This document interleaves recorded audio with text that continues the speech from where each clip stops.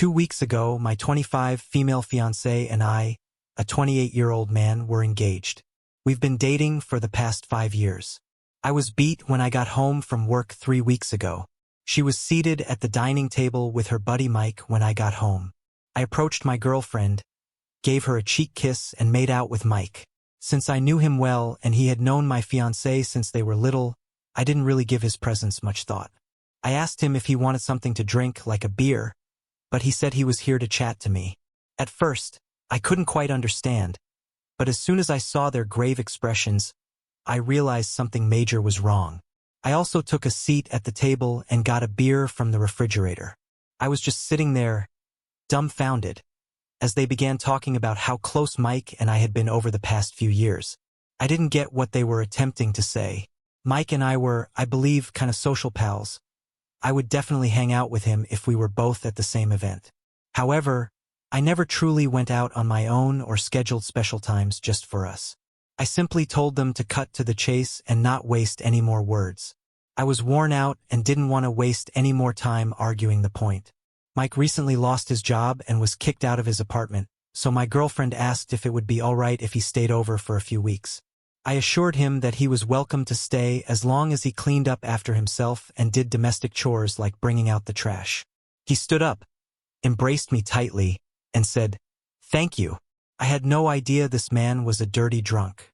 Things weren't too horrible throughout the first week. He basically stayed to himself, completed the tasks I gave him, and it was enjoyable to have a company to watch hoops with in the house. After the first week, everything drastically changed. Empty beer cans began to appear everywhere, and our couch was stuffed with his filthy socks, among other things.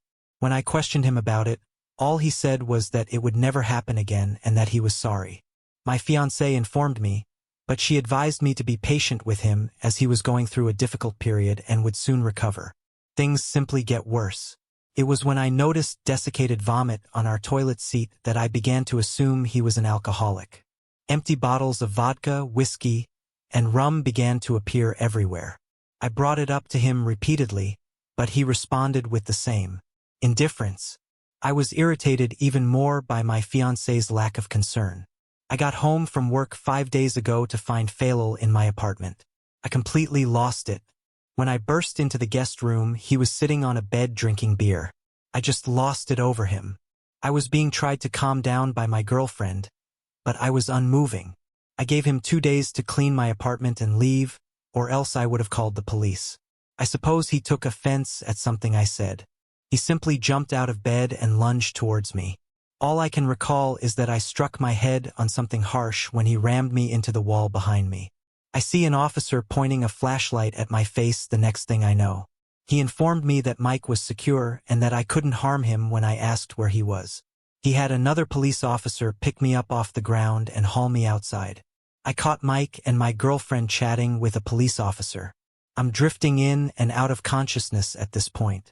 I wanted to say something to her when she saw me being carried down the stairs like a rag doll, but my head ached too much for me to formulate a coherent phrase. After getting into the police vehicle, I was taken to the station and placed in a holding cell. They would only give me the "I have the right to remain silent" BS in response to my repeated questions about why. I recall trying to make sense of what had happened while sitting in the detention cell, feeling as though my head would blow at any moment. I seem to recall falling asleep once and having a police officer wake me up. He told me I was lucky that they didn't charge me and that I may go. I could actually make sentences at this time, and my headache felt considerably better. I asked him to tell me what had transpired. They informed me that my fiancée had called to say that I had started drinking again and had become very violent, and that her friend had had to control me in order to prevent me from injuring her. I couldn't figure out who was fighting and who was drinking. He told me the same story once more. I was really pissed off now. I texted my dad to come get me and transport me to my apartment as soon as I received my phone back. I told him to take me home after attempting to ask him why I had spent the night in jail. I simply stormed upstairs a few hours later to check if my front door was secured, and to my astonishment it was. My now ex-fiancé, Mike, was seated on a couch. Because her mascara was streaming down her face, I could tell she had been sobbing. She leapt up to give me an embrace, but I urged her to get the hell out of my flat and shoved her away. She attempted to plead and beg, but I instructed her to stop, pack a few necessities, and leave. She begged a little longer before leaving. I claimed to have been sent home from the hospital due to an injury, so I immediately called in sick from work. I felt as though I was in a fever dream the entire day. Nothing seemed to make sense. My fiancé lied to the police. Why? I spent the entire day thinking about that. I tried to ignore her numerous attempts to call till I was unable to resist any longer. I answered the phone and asked her to tell me everything and to never even consider lying to me. In the end, she told me that they both became panicked after Mike knocked me out. Since Mike was already on probation, she was afraid that calling the police and ruining his life would happen. She informed me that, in the heat of the moment, she made the foolish decision to say that Mike shielded her from my attack and unintentionally knocked me unconscious. She argues that because Mike had a criminal record and I did not, I could afford it. I hung up because I was tired of listening. She tried to call me numerous times and sent me a ton of apology texts, but I had had enough. I went to the hospital the day after I started throwing up at random and was told I had a concussion and would have to stay at home for the next month. This really hurts me. What made her pick her friend over me? How come she attempted to destroy my life in an effort to save her friend? She attempted to visit multiple times daily, but I never even had the courage to respond. I've blocked her on all accounts. However, her mother texted me today to say that she attempted an overdose on medications yesterday and was hospitalized. She just wanted to see me once more. I really have regret ignoring her after reading this. I haven't replied to her mother or anybody else in a long time. My mom and dad are the only people who knew outside of the people involved, and my mom is currently looking after me. I'm genuinely torn. I want to kill her for what she done on the one hand. However, I believe she made a sincere error and I still adore her. I want to stop experiencing pain. I would definitely end my life if I erased the last 5 years of it because it is such a mess. I don't want to watch the one I love most getting lost because I'm neglecting her. I have no desire to make my poor mother provide me with free care for a month. It seems like my fiancé should be in charge of it now. I finished everything. The only things keeping me sane are my phone and laptop, as I spend the entire day wedged into bed. I begin shivering violently and experiencing random panic episodes. What should I do, please? Is it my fault that I've ignored her and left her idle? Is it time for me to let her come see me? Regarding the most recent comments, she's hitting Mike, according to HUPA. She is undoubtedly giving Mikey, an evicted, jobless, intoxicated man on probation, a serious beating. I'm shaking my stupid head. What a prize. She made a really sensible choice. I've seen it a million times, not the a-hole. These ladies are insatiably seeking attention and approval, and they are unable to compete with someone who is essentially idle all day. All they have to do is sit there, pay them attention, and confirm everything they say until, boom, second boyfriend. Mike hurt your head, and they ought to have gotten an ambulance. They could have taken your life by lying to the police, holding up your medical care, and then delaying it even longer by putting you in jail. And the reason for your month-long bed rest may be that you delayed seeking emergency medical attention. Head traumas are serious conditions. I would text her to get her to confess to everything, and then I would file charges. Furthermore, you now have an arrest record if you were arrested. Not only is she beating Mike, but her head is messed up. You were lucky enough to escape a bullet. Mike was chosen by her over you. You should notify the authorities to her whereabouts if you think she is genuinely inactive.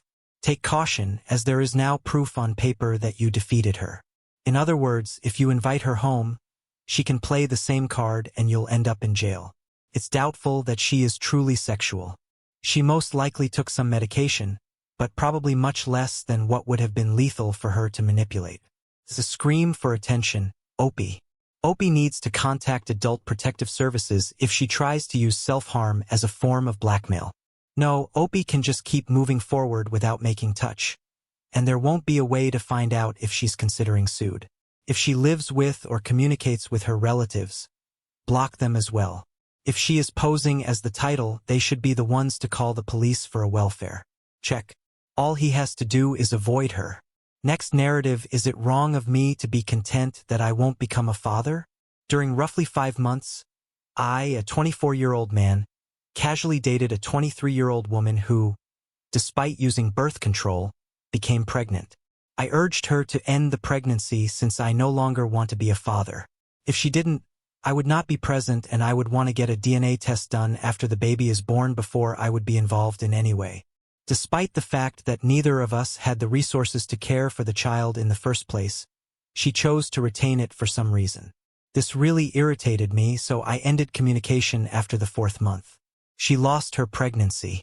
Her friend told me about it and said that she was devastated. I can now sympathize with her for the physical suffering she endures, but the outcome was excellent for me, and to be honest, I was pleased. I didn't have to become a father anymore. To celebrate, my friends and I went out drinking. We essentially had a toast to the fact that I wouldn't have to be a father, and soon my ex and her friends found out about it. As a result of my friends and hers happiness over her miscarriage, she has started to harass us. But in my opinion, what we really celebrated was that I was not going to be forced to become a father, not the fact that she miscarried. Furthermore, it seems to me that it is unrelated to her in any way. Is that me, Reddit, the a-hole? I have 2 judgments for you. First, don't be an asshole because you're delighted that you won't be a father. You weren't in a position to become a father financially, you weren't ready for the duty, and you didn't want the responsibility. However, the way you presented that enjoyment is a disgrace. Now, it would have been acceptable if you had celebrated at home and taken a chance on not being a father with your friend. However, the fact remains that you publicly celebrated the girl's miscarriage by going out, which, my friend, is just incredibly bad taste. Here, this is the most equitable evaluation. You're not a bad person for being happy that you're not a dad. You are the biggest loser for celebrating in this manner. The next time, don't rejoice over the flawed event that brought it about. Just rejoice that you do not have children. I hope that this is the last time. Additionally, you'll be prepared if you end up getting someone pregnant again. Just so you know, there are a ton of contraceptives that aren't birth control. Next time, too. Contraceptive use is not only the responsibility of women. To be honest, you have to participate equally in that if you don't want children. I say the same thing to my brothers every time. The butt is thrown away, but using a rubber makes it feel different. The problem is that, as I previously mentioned, there are possibilities for both men and women. In the end, are you going to give in and continue to prevent children from entering the world? Or are you going to do what seems right and run the chance of having a child you aren't ready for? Ideas to ponder. In either case, enjoy your day. Oh, and please do extend a sincere apology if you get the chance. Take off rubber bands or have a vasectomy if you wish to avoid becoming a father.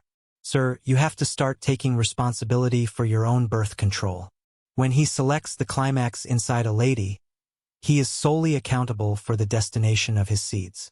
Regardless of her hormonal BC, IUD, or any other condition, he has chosen to become pregnant. He deserves every consequence because he chose to take a pregnancy risk. He should have a vasectomy or use rubbers if he wants to avoid taking the chance of getting pregnant. Yes, it makes no difference if their partner uses an IUD, is using busy pills, or anything else. Men should always wear protection 100% of the time if they don't want to take the chance of getting pregnant. Previous story. Am I a bad person for utilizing my wife's H-passes? Alright, I'm in a difficult circumstance at the moment. Now, in the 7th year of our marriage, my wife had a 6-month affair and was discovered. It was a startling and terrible event. She obviously offered me a hall ticket for each month that she was having an affair. Years of marital therapy were required to return us to our former state. I made full use of the passes that my spouse granted me back when we first reconciled. Without my wife knowing, I slapped 3 times with 2 separate ladies. She placed various rules when she handed me pieces. Firstly, unless she inquires, she shouldn't be aware of the full passes usage. 2, if she asks, I should give her an honest, thorough response. 3, one must have protection. For no emotional bond. I will be completely honest here. I complied with all of the regulations. It eases some of my animosity that I felt towards her. I suppose that's just how getting even feels. It's a fact, not that.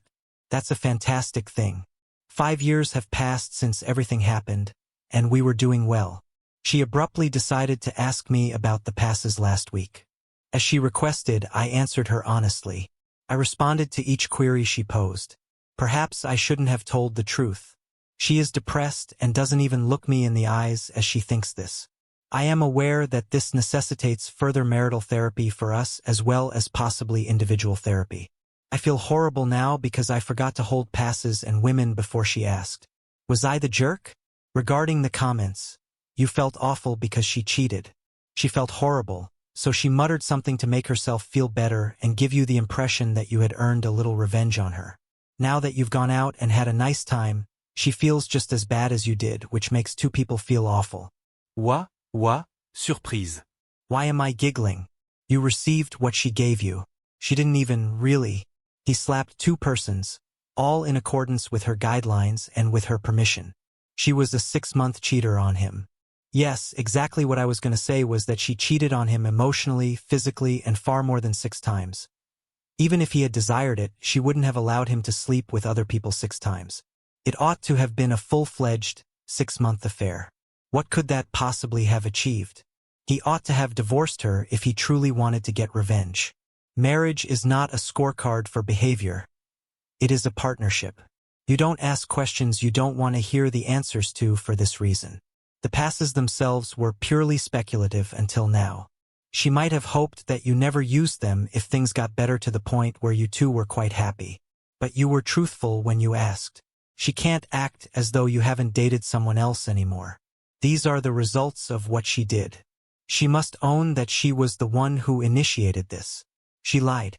She extended complete passes to you. Years ago, she had the option to leave after cheating. She made the decision to stay. She made the offer, but I promise she didn't realize it would hurt this much.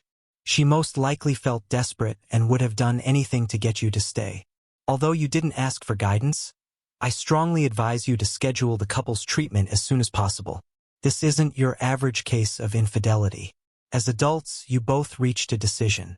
It is up to you both to decide how to go in your relationship moving ahead. She doubted he would make use of them. Those were the meaningless words of a liar. Yes, a cunning liar engaging in their preferred behavior and then becoming agitated about it. He is still unaware of the extent of his deception. Even if you catch your partner cheating once, it doesn't guarantee the behavior has stopped. I adore the restriction prohibiting emotional attachment during her 7-month affair. She's basically a bad person in every way. Yes, it is impossible to be in a real relationship. I am your completely devoted wife and I would never do that, so that would be unjust to me. To be honest, I would be furious with her for her response. What is causing your upset? Did you think I would never use these PS when you gave them to me? Were they an attempt to coerce me into rejoining this marriage? Did you never give a damn about the harm you caused or my feelings? And you just made something up to obtain what you wanted?